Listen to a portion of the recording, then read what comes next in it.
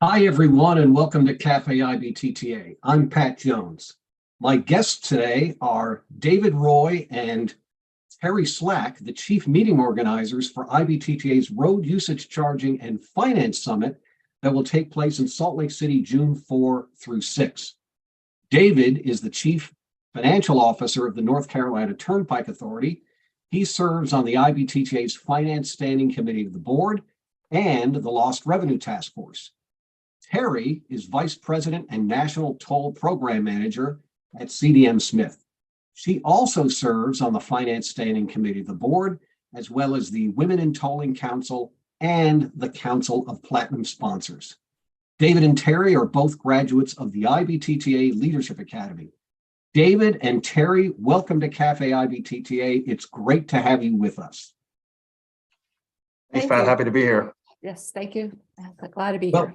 Well, this is Café IBTTA, where we drink coffee and talk about things that are interesting, relevant, uplifting, and fun. And speaking of interesting, I want to let you know that this is the 80th episode of Café IBTTA. We started this in May of 2020 during the height of the pandemic. It was our way to sort of bring people together and give them a place to come and converse and be with their colleagues in the IBTTA membership. And for anybody who's new, I just want to say that IBTTA is the worldwide association for the owners and operators of toll facilities and the businesses that serve tolling. We are a forum for sharing knowledge and ideas to promote and enhance toll-financed transportation, including road pricing and road usage charging, anything having to do with the user payment principle IBTTA is engaged in. And we do this work through convening people in meetings, and we do this through advocacy and through generating information through our toll miner data visualization tool. IBTTA seeks to be a thought leader, and if you have ideas on how to enhance IBTTA's thought leadership, convening, etc., I encourage you to contact our new senior communications consultant, Mimi Carter, and you can reach her at the email address mcarter@ibtta.org. Well, this is a special edition of Café IBTTA focusing on all the great things that are going to happen at our Road Usage Charging and Finance Summit in Salt Lake City. And we're taking your questions, but first, we want to pose a few poll questions to get a sense of audience familiarity with these topics. So Kristen, would you please bring up our first poll? All right, so this requires some audience interaction here. So viewers, please click on the poll and express your thoughts about your familiarity with road usage charging concepts. All right, we've got about 30 or so people responded so far, still coming in. It's looking to me, we'll share this in a minute, but it looks like the vast majority of the people are somewhere in the middle. I think we only have 2 people with a PhD in RUC so far, and most of the others they know a little or smarter than the average bear. Let's see, we've got 45. It's sort of leveled out there, hasn't it? Maybe the other people are multitasking and they're not really paying attention to the poll, huh? All right, let's reveal the poll, Kristen. All right, so Terri, David, any thoughts on this? Is this what you would expect from a well-informed audience like the IBTTA membership? I think so, Pat. I think it's, even though RUC has been around, mileage-based user fee has been around for a while, maybe about 20 years. States are just starting to embrace it, right, as they see the dwindling gas tax. So I want to meet the 2 people who think they have their PhD in RUC. Yeah, I don't know that I would. I don't know that I would classify myself there. Here in North Carolina, we're starting to dip our toes in the water as well. But that's a complex and interesting topic, and a lot to learn. maybe the people with the PhD, the geniuses, they'll reveal themselves in the chat and we can make sure that they are engaged in our RUC activities. All right, let's go to our second poll question, Kristen. All right. Agree or disagree, road usage charging will replace the gas tax as the primary road funding source in the next 10 years. What do you think about that? Let's get some more of those people. We only had, I don't know, 45 responses last time. Let's get the rest of you engaged in this dialogue here. Okay.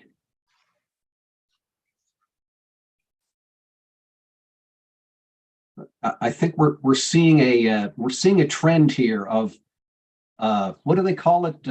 Something to the mean, the regression to the mean. You know, it's sort of like everybody's in the middle. We've got like 83% of the folks are in the middle. Okay, let's reveal the results. So no way, say 10% of the people, and then it's a certainty is the 6% and everybody else in the middle. So David, Terry, what do you think? Is this what you would expect? Are we sort of an outlier here? What's going on? You know, someone once said to me, you overestimate the change that is coming in 2 years and underestimate the change that is coming in 10 years. So do I know that this is going to be here in 10 years? Of course not. But you know, I'd probably find myself in the middle there as well. But you know, I think in a 10-year span, you can see a lot of change, and this is certainly coming. Yep. I agree with you, David. And I think if you think about it, there's 50 states plus the federal, so that's 51. Trying to get 51 governments to come to advance this topic is challenging in of itself. And I think I'm not surprised by the poll. Interesting to see that there's a few more pessimists than optimists, though. Yeah. Okay. Kristen, let's go to the third poll.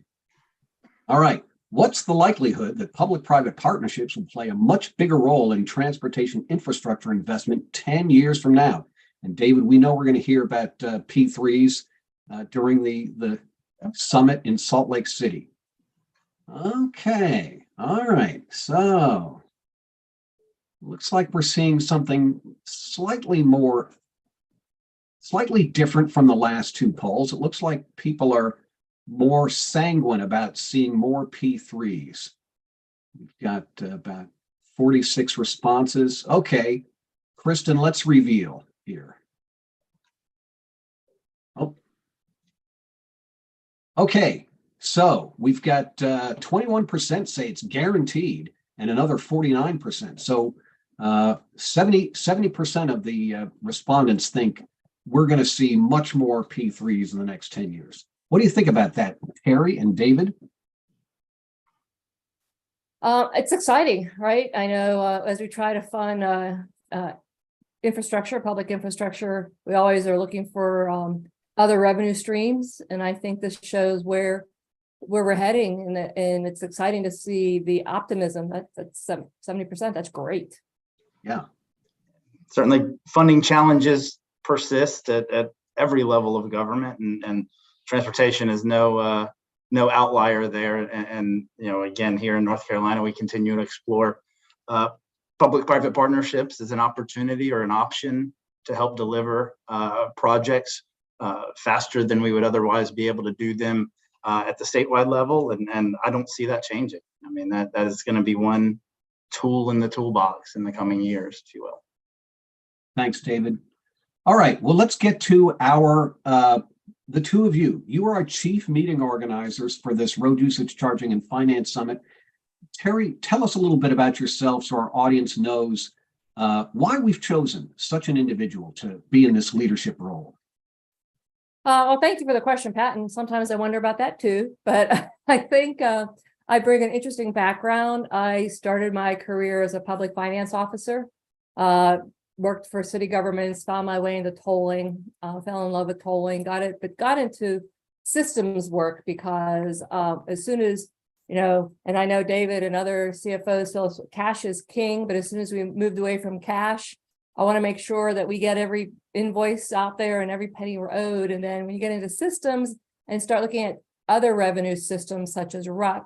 So really fortunate at CDM Smith that we have such a strong RUC group where we're able to collaborate. So it's just exciting that I can take my love of helping public infrastructure funding and taking it to the next level. So excited to be the RUC track leader, if you will.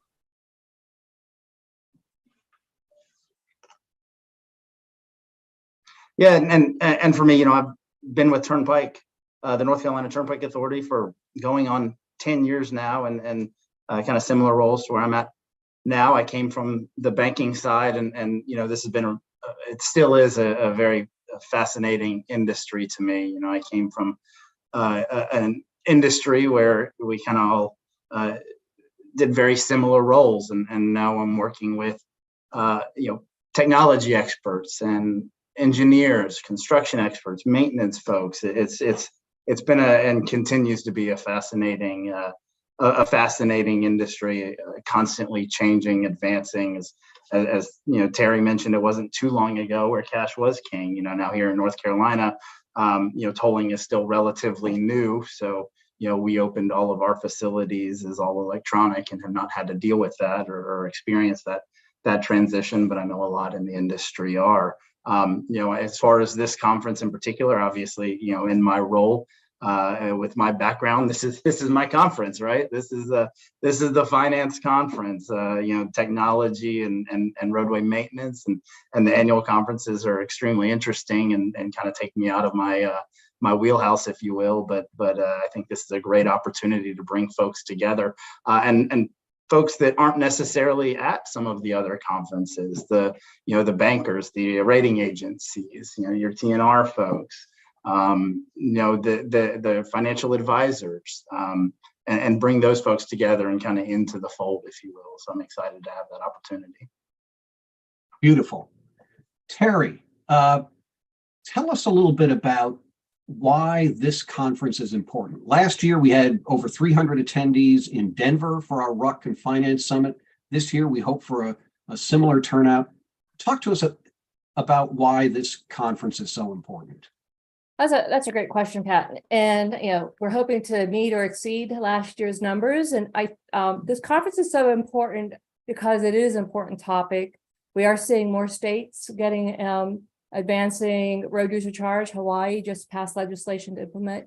But this conference is exciting because we're actually starting it with collaboratively meeting with the National Conference of State Legislators, right? So we're just going to start out hot having that we will have state legislators participate, and then with our other partners that we are collaborating with, AASHTO, PETC, and BUFFA, TRB. So I think the topic is extremely relevant as we're seeing the shrinking gas tax, better, more fuel efficient cars, EVs, and the opportunity, as David mentioned, that to bring together folks that we typically don't have at conferences. This is a great way for us to share information and to learn from others. As many of us have found in our career, a lot of what we do, there's not a textbook for it. It's from learning from others by talking with others and finding that resource that can help navigate that. Hey, I had that experience too. Let me share it with you. Terri, thanks for mentioning the partners, and I want to mention them again just to give them special recognition. Our summit partners include NCSL, the National Conference of State Legislatures, Federal Highway Administration, AASHTO, the state American Association of State Highway and Transportation Officials, Mileage-Based User Fee Alliance, the ENO Center for Transportation, and the Eastern Transportation Coalition, and our local hosts, the Utah Department of Transportation. So David, over to you, the finance guy. Why is this conference so important to you? Yeah, absolutely. Well, and of course I echo a lot of what Terri has already said and what I said just a minute ago. You know, this is my conference. This is the opportunity to bring folks from the finance side of the house together to talk about important issues that we're facing today with, you know, our peers and folks that aren't necessarily at some of the other conferences. So that's exciting for me, is really just to we've broken this into kind of two tracks, the RUC track, which obviously we've talked about, and an important topic in the industry, and almost certainly an important part of the future, but also a finance track that really allows us to delve into and deal with the issues that we're facing today. The things that I deal with and others like me at other agencies deal with on a daily basis. So that's exciting. David, would you drill down a little bit into some of the specific sessions and topics that you're most interested in? Help to elucidate for folks what some of the things they're going to hear at this summit. Yeah, well, certainly for me, one of the most exciting things is we're putting together a CFO roundtable. So if there are folks on today that are in that role or similar roles with agencies, there's going to be an opportunity for us to get together for an hour and a half at the beginning of the meeting. I think it's on Sunday afternoon, just in a small group setting to talk about, again, issues and challenges we are facing today. This is, we always say it, but this is a very dynamic and fast changing, challenging time that we're living through right now, and particularly on the finance side. There are things that we haven't faced in a number of years, or some in the entirety of our career. So this is an opportunity for us just to get together and talk about some of those things, meet peers or counterparts in the industry, and build those connections. So that for me is one that we've been talking about kind of on the sides of some of these past or previous IBTTA conferences that we would like to pull together, and we're having an opportunity to do that. I'm also excited to hear an update from the Lost Revenue Task Force. Obviously, that is important work that is continuing, and I know they're close to rolling out some very exciting, a very exciting product. Again, for me, I'm actually getting to moderate the kind of P3 session, if you will, and we're bringing together a very diverse group of panelists to talk about kind of all things P3, private investment, from the new requirements in the IAJA legislation to look at value for money analyses on future projects, to kind of other types of P3s. Obviously, I think a lot of us, certainly me included, when we talk about P3, we immediately think of a kind of traditional toll facility: design, build, finance, operate, maintain. Well, that's not all that's out there, and not even kind of in our sector. Folks are turning their attention to, what else can we do with our asset portfolio? Is there, what can we do with our right-of-ways? There are fiber opportunities. You're seeing that all across the industry. We here in North Carolina have as part of our Complete 540 project that is under construction right now, have a 500-acre turbine-style interchange at one of the sections. Can we put a solar farm in the middle of that? What else can we do to generate revenues with the assets we already have? So that's going to be a really interesting and exciting session for me personally. Thanks, David. Terri, drill down a little bit with us. What stands out for you? Sure. Before I do that, though, I really want to, and David and I have talked about this, so on behalf of David and I really want to thank the planning committee. They have really worked hard on these sessions, and all those who submitted abstracts. We couldn't do this conference without all of the participants. So we have some great abstracts and great sessions, and some of those sessions I'm looking forward to is on the institutional web of RUC players and how they play together. A lot of the work to date has been done by DOTs, but as more are getting involved, the private sector, law enforcement, et cetera, this session will explore how they intricately weave together the various players and how they're currently doing it, thinking about doing it, opportunities and challenges. But nice thing also about RUC, and we have a session on hearing and bringing in the international aspect of IBTTA, is that world pricing around the globe. The world is our classroom, and this session highlights what our international brethren are doing in the implementation of road pricing outside of the U.S. So it'll be interesting to hear from the agencies outside of the United States. And then always the showcase of RUC programs. That's really that how do we learn from each other? What are you doing? How's it working? There's a session on what's the price, RUC rate setting policies and practices. And this is I think I'm very excited about this session. What are the creative ways to set RUC rates? RUC is three-dimensional. It's unlike gas tax. You can have the opportunity to do clever things with the rate to achieve multiple objectives. So this session will look at what's possible and the role of data. Our world, we are data standards and mileage reporting options in RUC as a session. And while data may not sound exciting, it is imperative and needed for the future of road user charging and tolling the future of payments, including connected vehicle and payment transfers. One of the sessions on communicating the need for user fees. I've been working with user fees for many, many years, and it's never easy to sell while the folks in the industry are experts in these topics. The public and lawmakers may not have that deep knowledge for the need for user fees. And so this panel is really going to explore the successful and non-successful aspects of communicating why user fees are needed, what works and what doesn't work. There's a panel on what is the difference between RUC and tolling. It's one of the general sessions. You use the toll road, you pay the direct fee. You use your vehicle, now we're asking you to report your miles and pay a direct fee. And is it really that simple, or are there major differences between these two types of fees? And that session will explore it. And then finally, there's a session that's actually kind of, and I'm not saying this because I'm the moderator and hoping everyone will show up, but just in case you need an incentive, if you look at the fact that multiply the single state RUC programs times 50, right? Now with the pilot, the national VMT pilot coming out, how do you develop those policies? So we're going to get an early rollout of some work done by one of our collaborators, the research. So this panel of experts are looking at how we roll out a national VMT program. So hopefully we've enticed people that there's some great sessions out there, and hopefully see many people attend this conference. And a couple of the general sessions, I'll just echo what Terry said. Yeah. There's the state legislative roundtable, which we talked about a little earlier.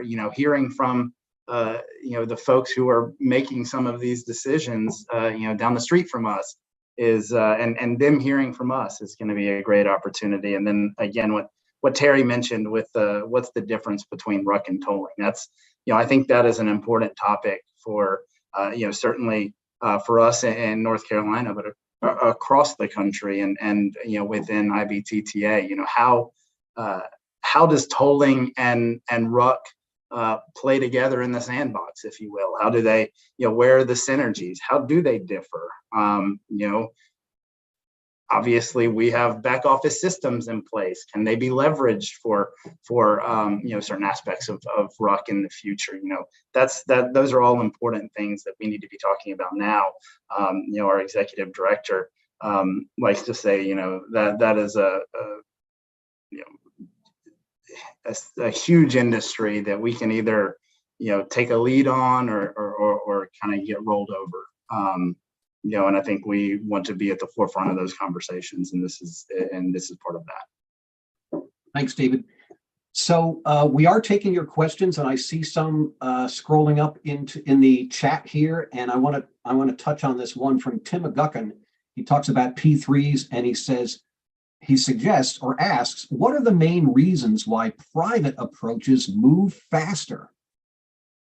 I guess you could question the premise of the question, but what do you say, David Roy? Do you agree with the premise, and if so, why? And I'll just be candid from our experience. I think it is a project by project experience.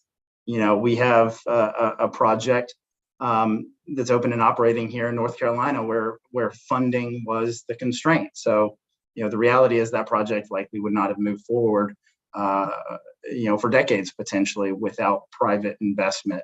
Obviously, there are any number of forms of P3 agreements in place. I think certain projects benefit from or could benefit from PDAs, where you bring a developer in early, and some of that coordination and collaboration can help accelerate a project. But I really do think it is on a project by project basis as to whether P3 in general is the right answer, and specifically if there's an opportunity to accelerate a project timeline, either from a funding perspective or a delivery perspective.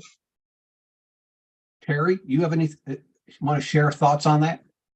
Yeah, I mean, I think to add what David is saying, I totally agree with David that it depends on project by project. But when you enter into P3s, you're transferring risk. You've contracted with a private entity to take on that risk. They accepting that risk, but they have a carrot that they're getting to. They want to get to payment. So they're going to hopefully sign a contract that they're teed up, ready to go, so they can do a turnkey and get going faster. So they have major incentives, right? That they not only take that risk and they want to get going so they can start receiving payment. Bill Kramer suggests that using data is a great way to tell and convey our story, and he references IBTTA's toll miner product. This really makes me excited for the session that's going to look at telling your story. And I wonder if you could share, times when you've used data to tell that story to help educate the public.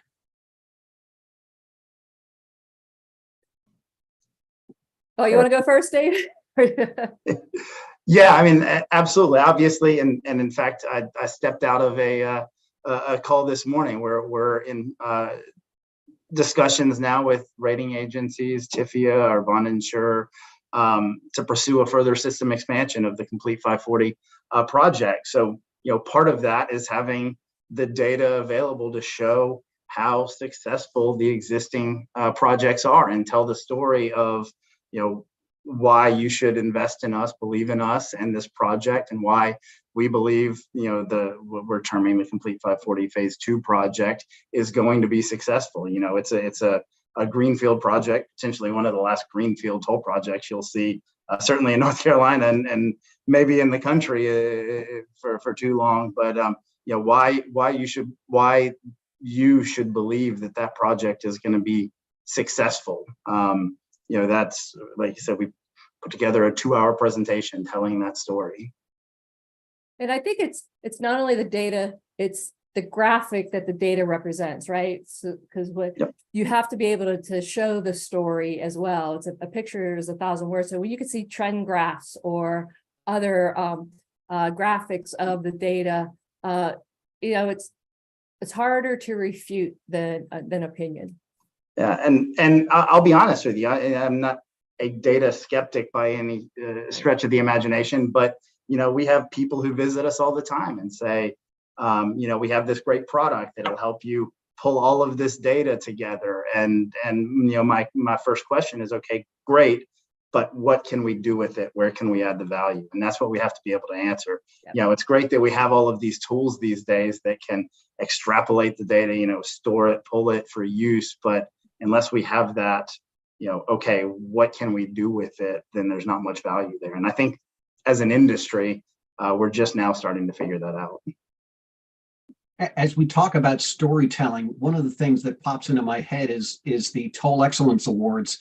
And this past year, the North Texas Tollway Authority won the President's Award for puppets, trying to sort of humanize or soften the whole notion of acquiring a transponder and turning these tags, these toll tags, into puppets, which resulted in a huge increase in acquisition of transponders. And I think sometimes we may be a little bit we can be tone deaf to our audience and speak in a language that they're not really understanding. But when we get more to a human level and use images and pictures and stories that people really understand, that gets to their heart, that can help advance the story better than any data and statistics. Although you need the data and the statistics to support that. Any further thoughts on that, the storytelling? Great point. Yeah, I think you summarized it nicely. All right, I'm going to make a couple of announcements, and then I'm going to come back to you, Terry and David, for your final words of wisdom. So don't forget to complete the survey that you'll receive at the end of this Café IBTTA. We're always interested in your views and improving the content here. June 4 through 6, as we've been talking about for the last 30 minutes, is the Road Usage Charging and Finance Summit in Salt Lake City. June 8th at 3 p.m. Eastern Time, the next DEI book discussion on the book Think Again by Adam Grant. And July 30 through August 1 is our Maintenance, Engineering, and Roadway Operations Workshop in Nashville, Tennessee. Please check the IBTTA website for details on all of our virtual and in-person events. Well, David and Terry, what final words of wisdom do you have for us today? Who's going first? Terry? Sure, I'll go first. So words of wisdom are have no fear. These topics are difficult, even debatable amongst ourselves, let alone communicating to the public. What should be more fearful, though, is the idea of seeing revenue for essential public infrastructure drying up. So embrace the discomfort, face the fear, and come to this conference to learn about ways to confront it and find solutions. Beautiful. Thanks, Terry.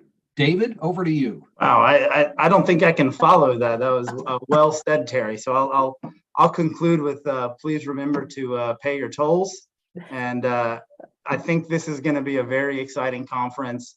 I'm certainly looking forward to it. We have worked hard to put it together with IBTTA staff and the meeting planning group, and I think you won't be disappointed if you take a few days out of your busy schedules to join us in Salt Lake. So this has been great. Thank you again, Pat, for the opportunity, and really looking forward to seeing everybody in a few weeks.